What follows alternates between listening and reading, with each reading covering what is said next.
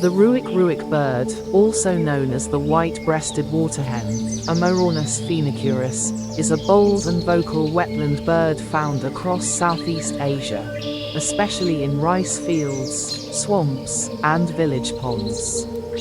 Easily recognized by its white chest, dark gray body, reddish tail, and long yellow legs, it often calls out loudly with its signature Ruak Ruak sound, especially at dawn or dusk.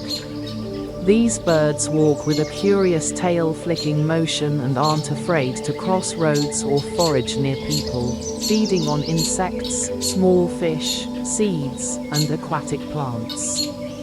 During breeding season, they hide their nests in thick grass, lay up to 7 eggs, and raise fluffy chicks that can walk soon after hatching. Known for their fearless behavior and noisy charm, Ruak Ruak birds bring life and sound to the heart of the wetlands.